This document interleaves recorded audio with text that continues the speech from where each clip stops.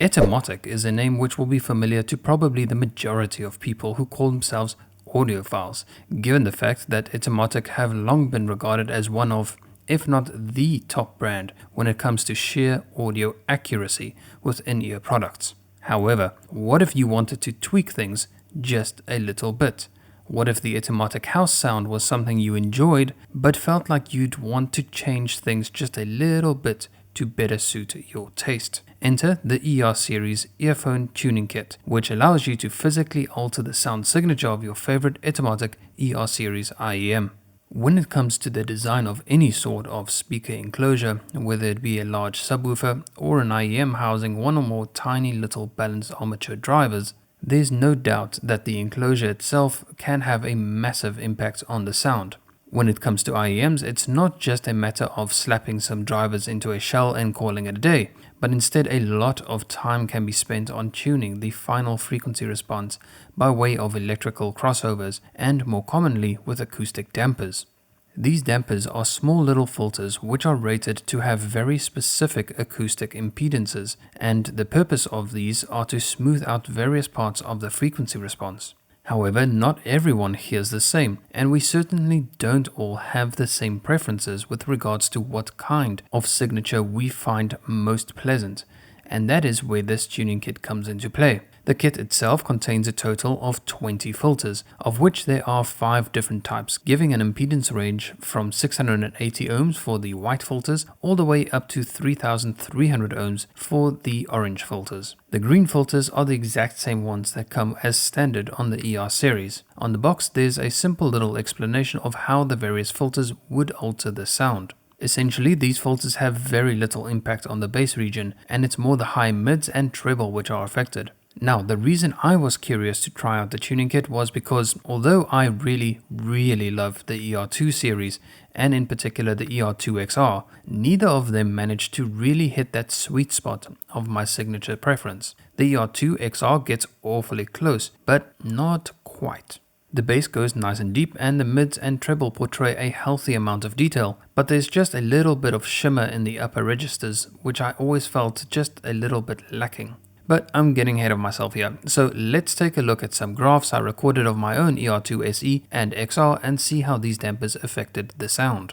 I didn't test every filter with every model, but rather I focused on adding some warmth to the ER2 SE and trying to extract a little more treble detail from the ER2 XR. First up, we have just the standard measurements of the ER2 series. As we can see, the XR offers essentially the same exact signature as the ER2 SE, but with some much more elevated response down below about 200 Hz. To start, I went ahead and replaced the standard green filter on the ER2 SE with the red 2200 ohm filter.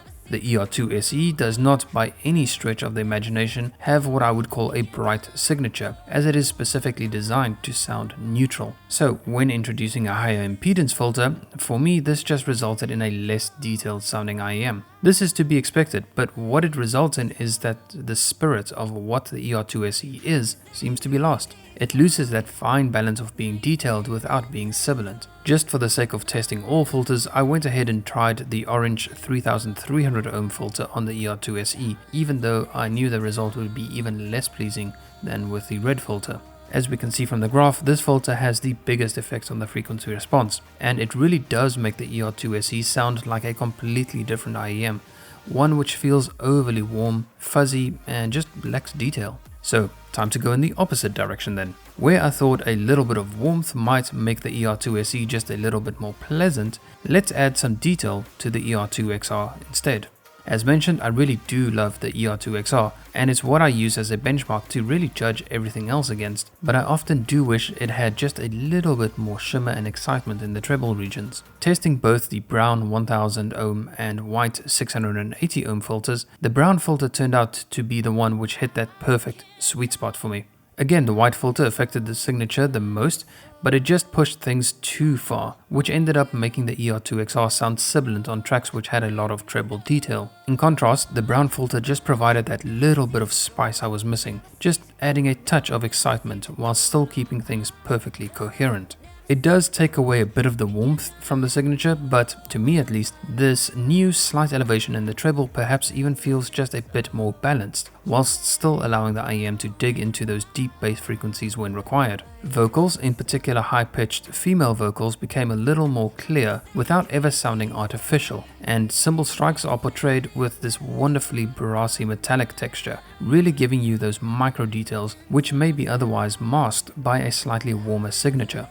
I wouldn't go so far as to say that micro detail retrieval is on the same level as what you might expect from balanced armatures, but I do tend to find dynamic drivers to sound more natural. And that's what I'm really liking about this ER2XR with the brown filters. It gives me those micro details in the upper mids and treble, but still retains that more organic timbre which is so inherent with dynamic drivers. With this tuning, I feel like I'm getting the detail which the ER2SE is so good at portraying, but unlike the ER2SE, I don't find myself wanting to hit some sort of bass boost. To me at least, this seems to be the best of both worlds between the ER2SE and the XR. So as far as I'm concerned anyway, this little experiment was a success as I was able to get a little more out of the ER2XR, but I can't say the same was true for the ER2SE. Again, how you will perceive these changes is entirely subjective, so I can't make any predictions or guarantees as to whether or not you will get the same improvements as I did, or which specific filters would work best for you, if any at all. However, at roughly $30 for this filter kit, I think it's priced very reasonably given the fact that if you were to buy 4 pieces of each of these 5 dampers from, let's say, Mauser,